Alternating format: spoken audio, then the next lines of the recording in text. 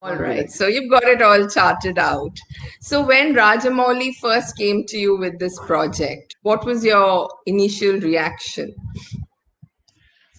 See, it is a film. First film had already come, so I was a big fan of the film, the way the story was told. So it was like a when he called, he had read my Asura, and then he had called me. And he had conducted a kind of test also, which I had spoken in a few interviews some time back. I had written certain scenes, and he had liked it. So after that, he asked me whether I can do something on the film as a novel, as a book, because they wanted to expand the franchiseship. So I told him I will write about the prequel because I found Shivagami and Katappa very fascinating. So these are the very grey characters rather than other characters are either white or black in the film. These two are the only grey characters. For a novel, you need grey characters to make it interesting.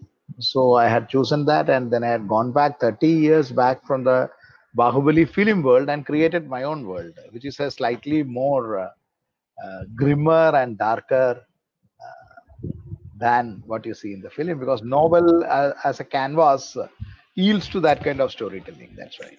Okay. So, Anand, you've written for the screen before and you've written novels. And books, let's say you've written books which have a certain inner life, you know. So when you're writing for a screen, it's all about movement. It's about a certain way of telling a story, which doesn't really have, you know, a lot of reflection and inner lives, thoughts, etc.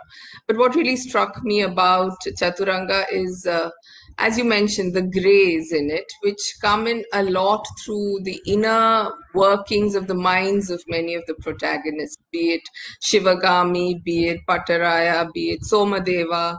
I'll come to each character separately, but this inner life, you're writing a book that stands on itself, and later for its screen life it may lend itself well, but they work very well as books. So to traverse this thin path between writing for the screen and also writing as how does that work for you? Was it a challenge? It's a challenge, but if it is not a challenge, what is the fun in doing it? If it was so easy, there is no fun in doing that. So screenplay is like a guide.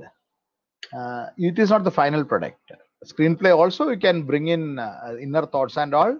This is a different kind of writing because screenplay just forms a foundation, and then the director will work on it. Actors will put their own this thing in the editing table. There will be work. Background music plays a store. Camera plays an important role. Even lighting, costume, dress, set, art director. So many people are involved in that. So it just forms a guidelines. It's not your final product. Whereas novel, you and your editor and the reader, only three people are there. Other than that, no one else is there in the novel. So you can play around a lot. Actually, if you see, I have written more screenplays than novels. If you take the word count, I have written more, almost 5 years of screenplay I have written for TV and other various media, whatever is coming also. A few have completed, which will be coming as films and TV shows and other things in this lockdown period. So if I take whatever I have written, the number of words, number of pages I have written more screenplay, much more than novels. But nothing gives you the satisfaction of writing the novel. Screenplay gives you a lot of money, so you need both. You need satisfaction, you need money also. So novels, I can explore all the inner world. You can go into the character, become the character, write about the character. So it renders a lot. So it's an irony in Okay. writing life that it is an irony in Yes, writing yes. life that whatever gives you lots of satisfaction might give you the least of money. So you try to balance between the both. You're For sounding example, like one of poetry your doesn't, characters. nobody reads poetry, nobody pays for poetry. Nobody pays for poetry except for a few. Nobody reads poetry, yet you get the maximum satisfaction when you write a poetry or a short story. Especially when you write it in Malayalam, your audience shrinks a lot, isn't it? compared to when you write it in English. So I have found it's inversely proportional. The maximum reach it reaches, maximum money you make, the minimum satisfaction you get, but it doesn't matter. You need both in life. So I traverse both the worlds. Okay, that's fantastic. Now, before we go into the novel as such, in your acknowledgements, you've mentioned K.V. Vijayendra Prasad and, how he has, his blessings meant so much to you. So, taking the story of a stalwart and then molding it with your own imagination and words, what was the feeling like? As I said, no, it was scary actually. But then doing something very easy is no fun at all. Since it was from him and he had created such a great world, I was using another medium and not the screenplay medium, as I said. So, and it had to render itself to an OTT series, which already was, there was a plan. So what is OTT? Web series are like novels. They can explore the inner characteristics because you get a lot of screen time. It's not 3 hours of storytelling, but 50 hours, 60 hours of storytelling. You have a bigger canvas like a novel. So converting that into this, all these things was very tough and fun at the same time. And Vijayendra Prasad ji, they never interfered actually. They gave me a full hand. That is what I think is the greatest thing they did as far as a writer is concerned. Because if anyone starts telling no, you have to write like this, write like that, it becomes difficult for you. So they gave that full freedom, and whatever the books are good, bad, or ugly, the responsibility is mine and not theirs. They had created a great story. They had made one of the not one of the most successful film, and he is such a stalwart. Many of the India's greatest what do you call most grossing films have been written by him, written by Vijayendra Prasad. So working with someone like that, working means I didn't work with him actually. I took a story from that and wrote from it. It's not that I went back with every word I wrote and all, because No, that's what I said. He he gave doesn't his have that kind of story to time. you as a kind of an edifice to build on. That's correct. So I use that. So that is I'm very grateful for that, because not many people can have the greatness of heart to do that. So he is one exception. Okay. So now let's dive into the world of Shivagami and Chaturanga. So there are many things that are very striking about the book, and one is the exceedingly powerful women who inhabit your imagined universe, this fantastical world. So, it would be very glib of me to say perhaps that's your matrilinear background speaking, but what really went into the creation of people like, of course, Shivagami, but also Achi Nagama and Mekhala and the Kadari Mandalam, the philosophy of that kingdom. So you seem to have had a lot of fun. You've even got Devadasas as opposed to Devadasis. So there's a spirit of almost an inverse patriarchal world has just kind of been kind of flipped over, and you've created a lateral image of what And we it normally was know as. fun to go into that world. No, what happens? We talk about morality. What happens if we twist? That's what I did with my other books also, Asura, Jay, and all. I saw Of it from the course, other side. yes. So here was a plot where one woman is fighting against the system, which is tough in any era. In medieval era, it will be 10 times tougher in a ruthless medieval era.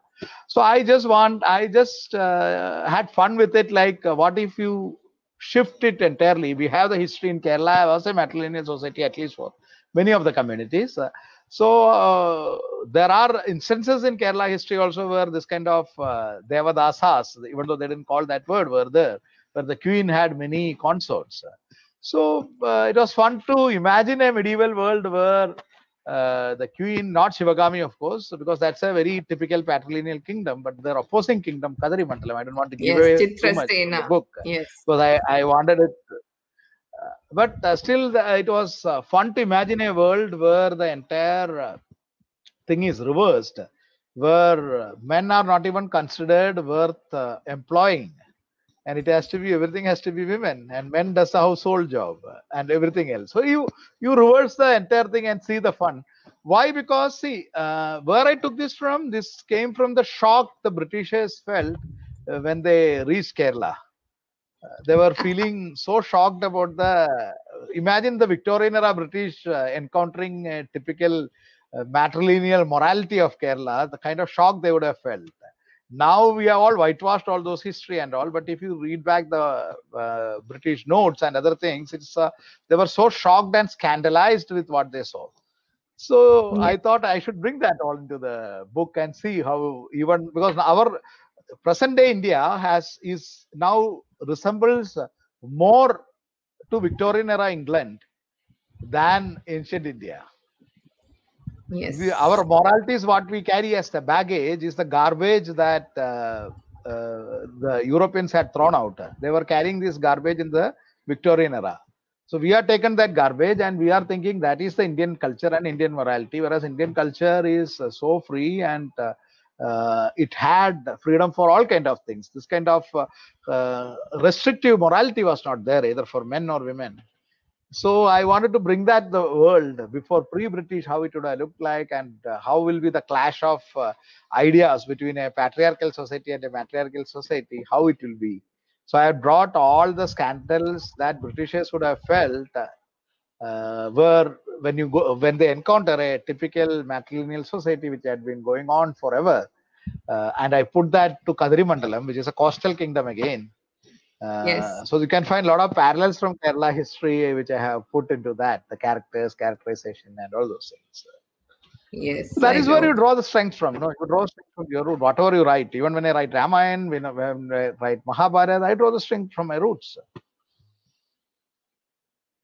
And if you see Okay. another thing, So yes, this is a another, wonderful retelling of your roots.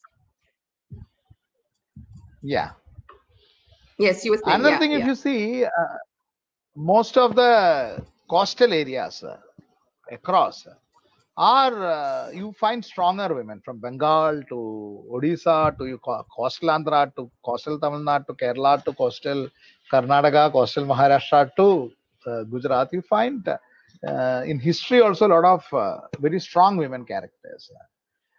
This might be because the worldview is different. The cost means your worldview, you are not restricted in your worldview. You encounter with a lot of people, lot of foreigners. There is not the kind of xenophobia which you encounter in a landlocked country. So all these things I have tried to bring. So Okay. many of the regressive things what we talk about the present day Indian culture, they owe it to the landlocked areas of India rather than the coastal areas. It is not a north south east west divide. It's a landlocked versus coastal area divide. The worldviews are totally different. Even in the same states, you can find that. Even a state like Maharashtra or Karnataka or Bengal, you can find that as you move inwards, it becomes totally different. The way people Okay, think, that behave. that that actually would merit another webinar altogether, you know, the change of patriarchy from landlocked to the coastal areas. Yeah. So the other part of this whole, Other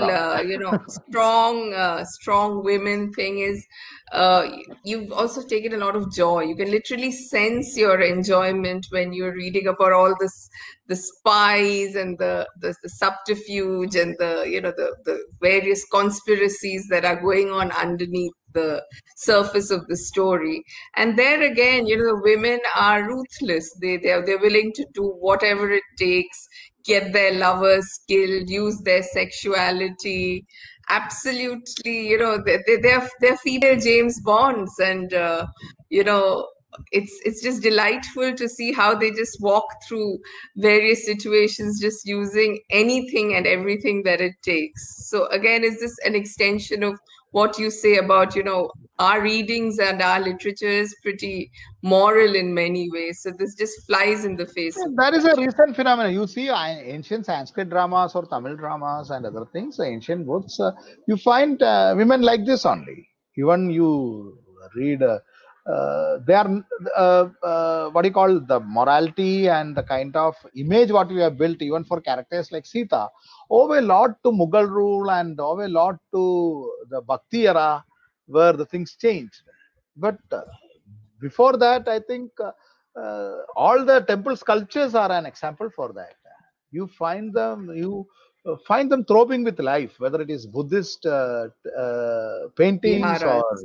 Mm. Buddhist viharas, paintings, what you see, where they show the day-to-day life in Ajanta Ellora or Khajuraho or Sun Temple, Konark, or in the great temples of Tamil Nadu and Karnataka, Andhra, you find it is throbbing with life and it is not excluding women. It is not the virtuous women you are seeing what they are showing it. They are showing women in rapture, women in. It's a totally different take from the demure. The women which we have, like the demure Sita, no, with that's a very typical, again, as I said, the Gangetic plane concept. I'm not saying it's right or wrong, but that are owed to a lot of called what you call invasions or incursions of a culture. Culture can come in two ways. Culture can come through trade. Culture can come through invasion. These two react differently in different ways in the society. So the entire coastal India had trade with many other cultures. When they come, they don't come with an imposing their rule or anything. It's a merger you are seeing. Whereas when it comes as invasion, like how it happened in the medieval Gangetic era, Gangetic plains, immediately you see a different kind of culture. The culture totally changes from the exorbitant or rapturous women we see or read about in Kalidasa's poetry or Basa's poetry. Suddenly, Sita becomes the Adarsh Nari. From Valmiki's strong central character, Sita suddenly changes to the Adarsh Nari who obeys everything, who considers husband as their god. Whereas Valmiki Sita is totally different. Vyasa's Draupadi is totally different from the Bhakti era. This thing, Ramayana or Mahabharata. I'm not questioning the greatness of this Bhakti era poetry. They are great literature, but I'm talking about how the worldview had changed. So when I am writing this, I am talking about an era before this change happened in Indian society. And I am talking about 8th century, 7th century, 8th century AD before this had happened. I'm not talking politics here. I'm not talking any politics here. I'm rather talking about an era and how it changed. It changed for good or bad, but there cannot be any argument about it change. It changed drastically because of the incursion of the culture. Okay. Different culture, Now, different values. so now the other aspect is, you said, so you're going back in time and talking about invaded India, let's say. But there are many timeless philosophies that keep emerging in your story. There are little parts where you're talking about the nature of power. For instance, there's a very evocative chapter called Somadeva, where you talk about Somadeva's cynicism almost. He knows what his transactions have and what his deals with the devil have been. So at one point, I'm reading here, he says that if I had honor, I wouldn't have the throne. So he says you can either have honor or the throne. And later in the chapter, he, offers his general and his advisor a drink, let's say. And they then say that, and he says, we go back a long way. And he says we were adventurers then. And then he thinks about those people who have fallen by the wayside, like Thima, and and then he looks at his own shadow. I found that a very, I think, the most powerful part of the whole book, if you ask me. So, through this story, have you also tried to throw some timeless and, in some ways, very contemporary questions on the nature of power and the kind of deals and the kind of compromises one has to make with one's conscience? All my books are contemporary. The story world might be set in Mahabharata period, Ramayana period, Mahishmati, it could be Lanka. They are contemporary books. Because I believe the human nature doesn't change. The human. So when I talk about pre-Islamic India, Islamic in the sense it's not Islam, was always there in South and all. I'm talking about the invasive Turkish invasion, that kind of Islam. India. The 12th I am not. century. 12th. I am not talking about an Yes. ideal world. It had its own flaws, big flaws. It had its own caste system, slavery, all the problems which we face. It had in a different way. It's not that it was a perfect society. You cannot claim that no society is perfect. It had its own flaws. But what remained without changing is the human nature. It never changes. Today, tomorrow, from caveman's time to space age, it is not going to change. It remains the same because we are wired like that. Nature, we are evolved like that. Nature has become like that. So I don't believe any man thinks himself as evil. Even if you ask Hitler, he will have 100 justification for what he did. In his mind, he will never think as evil. So man achieving power has to do a lot of compromise, because power is all about compromise. Without compromise, nobody can achieve power. If somebody achieves power, because of that, it might be due to luck, and luck won't last long. If you have to stay there, you have to be ruthless. That power could be anything. Power could be that of a country, of a company, but this marks the leader whether you like it or not. Then you employ people to sing pains about you. Sometimes they make you God, sometimes they make you avatar, sometimes they make you the great king. So any history is engineered history. So writers like us have been paid to create history throughout the history. So we see it through the eyes of those poets and writers who have been paid by the victors. And Yes. the moment you take it out, you can see there is nothing called absolute morality. Everything gets justified in the name of morality. You scratch the surface, you find that even if somebody is moral, they are using it as a weapon. When the morality, like Gandhiji used morality as a weapon, and he used it with a fineness of a surgeon. That's also a method of wielding power. So Yes, of leadership is course. about power. It's a very cynical view of life. I don't know. It's an actual view of life. That's what I'm I trying to was reflect I in the was very books. studiously avoiding the word cynical, but since you've brought it up, yes, it is a cynical view of life. I also found, this part very evocative again, which is give them religion. It's an age-old technique used by rulers. Uh, Let the guru come and teach my people how to laugh, breathe, and or stand in contorted postures. Use him as a diversion. As long as he restricts his activities to what is the word? Not religious, the other word that's now fashionable, spiritual. As long as he restricts himself to the spiritual realm, let him do his nonsense. Now, that's cynical, if anything is. So, No, it's a again, powerful man there is are talking resonances about that. of that everywhere, it's a global phenomenon. So, did you put that in? What were you thinking while writing that paragraph of Somadeva? I was thinking whatever it is true, isn't it? Religion has been a tool used by most of the rulers to control people. It is true thousands of years ago, it is true now also, it will be true thousands of years hence also. So that is the easiest tool to control people. Why? Because it doesn't demand any proof. It is all about emotion. Religion is nothing but emotion. And if you use emotion, you can control people. Emotion is the anchor to control people, and that is what the king is telling.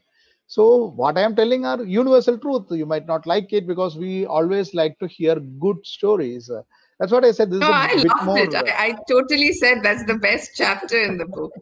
I totally liked that chapter, and I thought your depiction of the king is absolutely one of the triumphs of the book.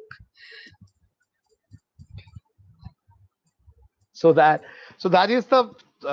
It's also a setup. That is where Shivagami is going. That is where she will become the queen of Mahishmati, as per the film. So she has to change from a naive, innocent girl to become Yes. Somadeva. So you are becoming the one who you are opposing. That's the nature of any opposition also, no? When you oppose something, Yes, that's the nature of slowly, power slowly as you well. turn it Power back. corrupts. The Yes. nature of power itself. So it is a Yes. journey where she has to choose between her father and her power, and see what she is choosing. Yes. Because that So is the that was the woman who other will later question. choose. Yeah, I was That also is the same bringing her woman who in. later chooses. No, that is the same woman who later chooses power over her son in the film. Yes, yes. So from their moment, then it is only about thinking about how this woman should have changed. From where did she start the journey, and then create characters around that. That's what I did. Okay. The other interesting aspect of the book is the way you've treated caste, and there's a part where Shivagami goes into a village of untouchables, and she comes back and has a bath. So she says that even while bathing, she's like, "Why am I bathing?" But she still goes ahead and does that. So the way these things are ingrained. There are other parts also of the book of Pattaraya's angst against the system. So, caste plays a very important part of this book as well. No, you are creating a story world based on something. It will have all the problems based on that story world. So nothing. It is not put just to bring that out. You are talking about 8th century India, where caste has taken its hold. So naturally, it has to come. So that is why it is coming. So why I had put that scene of what do you call Shivagami coming and taking Shivagami. bath? It is again the hypocrisy we all have. No, even those who say I don't believe in caste, even she is not aware, but it is ingrained in her because of her this thing. She does everything. She wants to appear good, and actually she genuinely believes she is good. But yet when she comes home, she cannot enter without taking bath because it is in her subconscious mind. So these are the layers which I had tried to bring it. I am happy that you caught it. It's always Yes, it was those were little nuances which I thought really were quite marked the book as something which is just not fantasy or a great canvas on which you have these grand fights and wars and all of that. There are very major human touches that really add texture to the story. Now, I just see wanted what to I take the think as a conversation. writer. Okay, please continue. Sorry. What I think as a writer, my dharma is to hold the mirror to the society. A writer's dharma, I think, is to hold the mirror to the society, so you can find beauty in that, you can find dirty things in that, you can find what is bad with the society, noble with the society, great about the society, horrible about the society. It is a reflection what you are seeing. I don't want to polish it and show it through a lens where everything is gold dusted. Or I don't want. That is one way of writing. Many writers do that. Best of luck to them. And there are writers who do it the other way around also. Show it through a dirty lens, the Slumdog Millionaire kind of thing, where you show only one aspect of India so that Oscar or Booker is assured. You show the dirty part. That's one lens of doing it. Good luck to them also. But what I am trying to do is use a mirror so that both gets reflected. Whether I succeed or not in that, that is for the reader to decide. But that is what I try to do. Okay. So now I'm just going to broad base the discussion onto, this entire genre of, fantastical stories at what Game of Thrones is, for instance, or some of the dystopian books like the Hunger Games series is, which I will confess I have not read, but many of my younger friends swear by. So, would you have you ever analyzed why Pardon? books like this set in a certain period, why books like Game of Thrones or Hunger Games or something set in the 8th century like The Rise of Sivagami, what makes these books so appealing to a younger generation? I think it is all about verisimilitude. No, it reflects life, present day life, and the kind of dystopian books. You really see, most of my books are dystopian in nature because I like dystopian. I think the entire world is dystopian. So it's a. I'm not telling it in a negative sense. It's weird, and that is You're why it's saying so it with the interesting. sweetest smile possible. It's because I see it through the cartoonist eyes. No, I started as a cartoonist, so I see it. I have, and again, as you know, it has to do with the roots also. Entire Kerala sees the Mallu see life in a very cynical manner. If you see, it Yeah. is again, it's an irony where living in such a beautiful place where nature has blessed. You should be grateful, but you always see with a sense of sarcasm and satire and cynicism towards anything. Forget life towards anything, even to those who there are no heroes in Kerala. No, there are no heroes for Keralites. Everything is seen in That's a cynical true. fashion.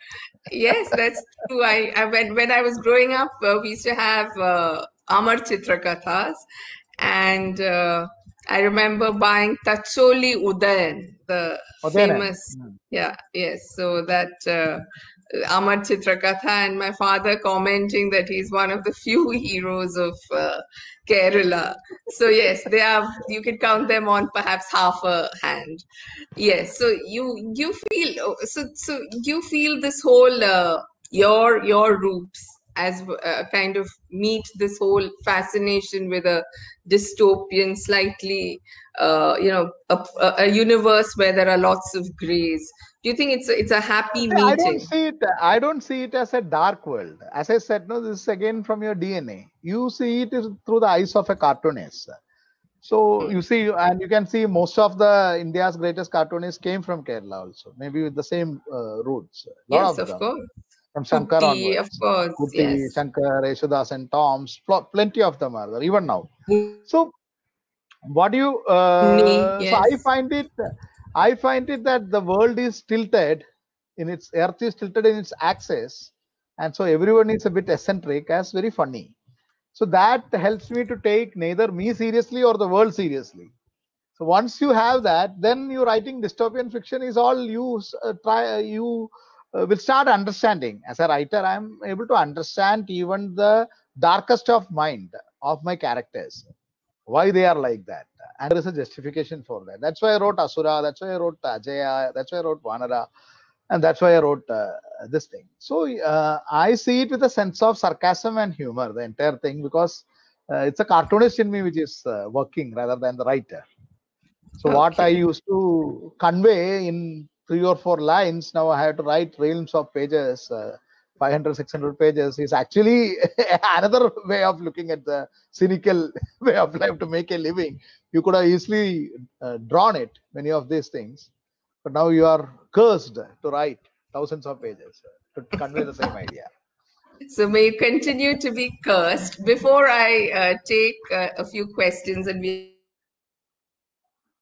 have got quite a few here, I ask, when somebody writes so knowledgeably, or your knowledge about the two great epics, and in fact, the whole, I'm sure it goes beyond the two great epics, is so nuanced and so detailed. So, who was the family storyteller? Did you have somebody who told you these stories or led you Father, my to? father.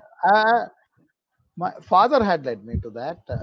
Father had introduced me to the story, but I, being the rebel, I understood everything in the opposite thing. He was a very conventional storyteller. He was a very conventional man. So home was the place which I learned. I heard all these stories rather than reading them.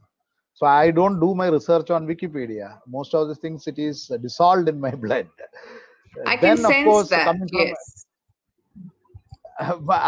then coming from a place like Tripunithura in Kerala, which is culturally very rich. It's a place of Kathakali, there's a music school. Even Yeshudas and all had studied there, from the RLV Music School. So a lot of pioneers had come from the that atmosphere is like that. There are more temples than necessary, plenty of temples. There they keep all these Purana, like Kathakali, like Ottantullal, so many things happen. So this is something which I have grown up hearing it. And I will tell you, I am not using even 5% of the kind of humor or cynicism of Kunjan Nambiar. You have to see the way he's the ultimate troll who had invented the art form of Ottantullal or his Sidangan Tullals. I am a great fan of his. He has handled the entire Puranas in the 17th century Kerala. He has handled it entire Puranas to give a social commentary on those society. So he makes fun of everyone, and not a king he has spared. Every king he makes fun of that era. He makes fun of every nobleman. He makes fun of everyone and everything using Puranas as a tool. And why they are staying even now in the psyche of the people, even after 300 years, because not only because he is the Shakespeare of Malayalam, I won't even call that. He is beyond Shakespeare, if you ask me, because the kind of depth he has brought. We have this colonial hangover that Shakespeare is a great writer, no doubt about that, but we have a colonial hangover that he is the greatest writer. In Indian languages, I can show you in all Indian classical languages, at least a dozen people in every language who have written in much more nuanced and deeper fashion than Shakespeare or any Western writer for that matter. But again, we are carrying the colonial hangover on our head. So whatever white man says, that only we need their corroboration to agree to something, even to think that it is great. So this has all influenced Kunjan Nambiar to the old poets. I have done nothing new actually. These all have been like an Odia poet, Sarla Das, Pamba of Kannada, ancient, medieval poets. All these people, translations of course I have read, all these people's method in which they are dealt with is fabulous, right from Bhasa in Sanskrit drama. He was the first one to write Urubanga from Duryodhana's point of view, or Karnabara or Pancharatra. So we are in that tradition. The only thing is that the dust of colonization is covering it. So I come from the bottom. I don't come from a very sophisticated or what you call westernized family. I don't, as I in the previous interviews, I also had told, I don't think in English. I still think in Malayalam and write in English. I have no shame telling that. Even when I write in Hindi, I think in Malayalam. When I write in English, also I think in Malayalam. And for expressing our stories, English is not the right language. For reach, I'm using English. Okay, because it's more as a English link is a language, contrarian say. language for us. Nothing wrong with English. English is a great language. A lot of great writers are there in English. But imagine this: you say it is a cold welcome. Okay, if you tell it in Indian languages, it looks very absurd. We are supposed to give cold welcome only. It's a hot country. I'm just telling it as an example. Yes. So not that is just an example. See, lot of nuances. It becomes very dark when you talk about these kind of things because the language how we use is totally different because the weather is different, climate is different. So rain, we have celebrated rain in Indian literature, and they talk about the dark clouds came in their mind clouded because in England, which is wet, rain is considered bad. So they make songs like Rain, Rain, Go Away. Whereas we celebrate from Mega Sandesham to everything, everywhere we celebrate rain, right? Because this is spring for us. Rain season is spring for us. So when you write in English, how do you catch these nuances? The language itself doesn't lend to all these things. That's Plenty you can so. keep on talking. So do you sometimes feel that perhaps you could, the books you've mentioned, would you ever want to try your hand at a kind of a transcreation or translation of any of these great works? Translation, transcreation, two things I will not be doing now. Maybe it is a retirement project after whether writers have retirement, I don't know. But there could be a time, because life is a cycle, that the books will not be as big bestsellers as this. Or there could be a time when my creativity dies down. At that time, I may try to translate these books into English. As of now, there is a lack of good translations, which is for sure.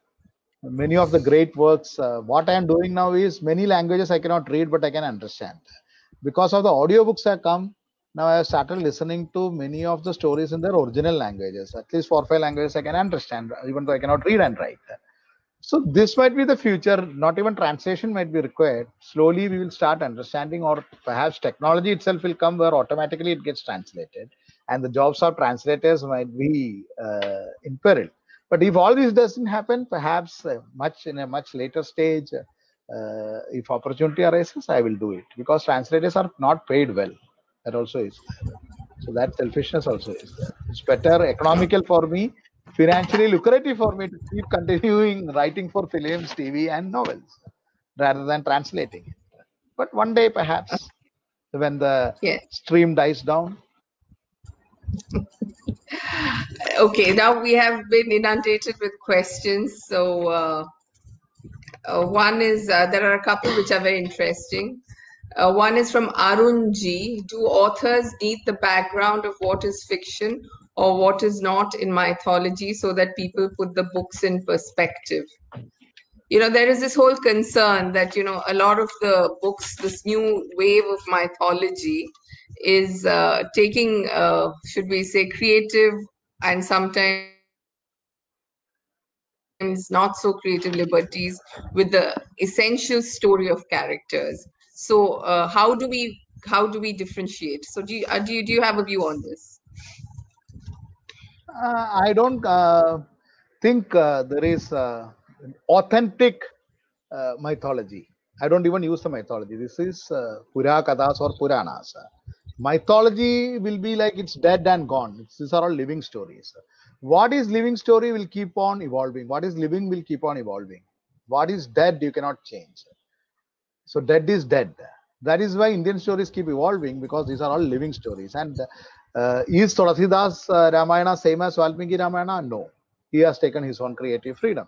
So has Kambar, so has Eഴുത്തച്ഛൻ, so has Sarlada, so has everyone. Every era has invented its own Ramayana and Mahabharata. And not only Ramayana and Mahabharata, all kind of stories. So there are more than 2000, perhaps more than that, versions of Mahabharata. That is written versions. For all, folk versions will be countless, more than lakh. So this is nothing new that people are taking. People are creating their own Ramayanas and Mahabharatas. This is not Bible or Quran, which is controlled by a central church. This is the greatness of India is the sheer diversity of thought. And Ramayana and Mahabharata are examples for that. There are so many Ramayanas, so many Mahabharatas, so many versions of Puranas that there is nothing called authentic in this. It is only that particular area's people, what they believe in could be the authentic version. It could be totally opposite in other parts of the country, how they believe in. For example, if I may ask, who is the eldest? I have asked it last time also to you. Who is the eldest? Is it Ganesha or Kartikeya in the Puranas? Okay. Ganesha is elder in So yes, south, I would and imagine Kartikeya is elder in the elder north, in the north. northern versions of our Purana. And so there itself, who took creative liberty, we don't know. Then Kartikeya is a bachelor in the north, but he has two wives in the south, This Valli and Devayani. Whereas Ganesha is a bachelor in the south, but he has two wives, Siddhi and Riddhi, in the Bombay and western parts of India. So which is the authentic one? You ask a grandma in Tamil Nadu or Kerala and say that he has two, Ganesh has two wives, but Kartikeya is a bachelor, she will be shocked. She will say, you are telling scarlet. It's not correct. Whereas the opposite reaction you will get if you tell it to a grandma in UP. So which is the correct version? So who has taken the creative liberty? Is it something new what the new crop of people are doing? You cannot stop this because these are the living stories and they will keep evolving. Only way to stop is to kill them. No. That's not the Indian way, let's say. At least not yet. There's a question from Chandrika Kaur. She asked, what are your thoughts when you depicted Krishna as a grey character in The Rise of Kali, especially in the context of the fact that, Krishna is, of course, a god for many of us Hindus.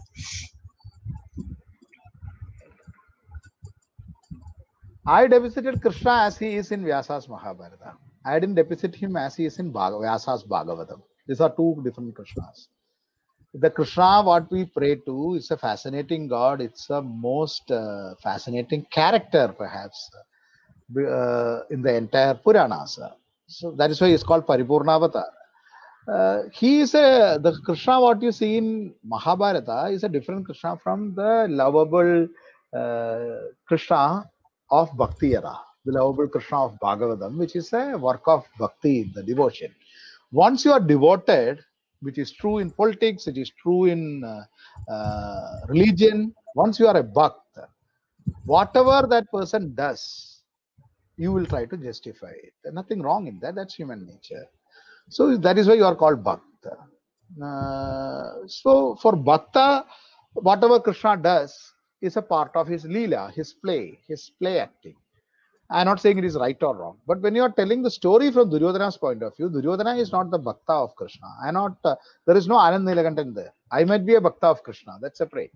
But when I am doing, as a dharma of my writer is what I am into the skin of Duryodhana. I got into the skin of Duryodhana. If Duryodhana thinks Krishna is God, then there is no Mahabharata war. He will be singing bhajans, Hare Krishna, Hare Rama. Right? So when I am writing from Duryodhana's point of view, Krishna will have to appear grey. When I am writing from Ravana's point of view, Rama will have to appear grey. But I cannot use the same kind of storytelling when I am writing Siya Ke Ram or when I am writing Mahabali Hanuman, which incidentally these two are the hit serials which I wrote. So there you are writing from the Bhakti angle. So there Hanuman, whatever Hanuman does is right. Because I am not viewing it from the point of view of a common Asura living in Lanka who has got nothing to do with either Sita or Ravan or Ram. His poor fellow is living there and suddenly Hanuman comes and burns Lanka and his family members die. What will be his point of view? That Lanka, one common Asura, he doesn't have power to do. Imagine Ravan is the most evil man in the world. So Asura, Rakshasa. He has no power to do anything against Ravan.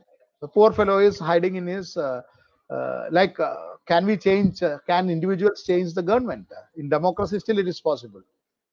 So he is innocent, but Hanuman comes and the Lanka burns. Okay, the story is like that, and Hanuman has to do. Ravan is evil. What Hanuman did is good. Everything fine. But the moment you start seeing the story from the angle of a common Lanka person, the story changes. He cannot consider this as a Leela, right? Because he is affected party. So it is all depends upon from which angle you are doing. So Rise of Kali, unlike the Siya Ke Ram or Mahabali Hanuman, which I wrote, is not a book seen through the eyes of a devotee. It is a book which is seen through the eyes of the antagonist of the story. And the antagonist will have to consider, when the antagonist becomes the protagonist, the original protagonist will have to become the antagonist, right? Otherwise, I won't be doing justice to either the character or the story. That will be a compromise, which as a writer, I will not do. Okay. We have a question from Anjum Katyal. Hi, Anjum. So with Hi. your cartoonist's perspective, what is one thing you take seriously and one thing you are not cynical about? As a cartoonist, was it one thing that you believe in seriously and are not cynical about? No, I am cynical. I am not cynical about the human spirit. It goes beyond everything. It cannot be contained by religion. It cannot be contained by the abstract definition of nation. This all keeps changing day to day. But the human spirit and the ambition, the desire for more, the discontentment which drives civilization, that is the truth. That is the only truth. The moment you achieve contentment, it is death. The desire, I am going the opposite of what Buddha said. The desire is what drives the civilization. It is karma. The world is karma, which Yavan Purana also says. So about that, not in the conventional sense of karma, every desire is karma. I am using karma as a Sanskrit, not in the present day meaning. So that is what is driving the life, about which I am not cynical at all. How people react with that karma, that is funny. That is that you see it with the eyes of a cartoonist and try to bring that into the book with a sense of satire, sense of cynicism, sense of irony. This all I try to bring into the book. But that desire is serious. That discontentment is serious. Without desire, without discontentment, without the soaring ambition, we would have still remained in the trees. We are what we are. Science is what science is because of the discontentment which all of us have. Perhaps I would go to say discontentment is God, because that is a creative force. Okay.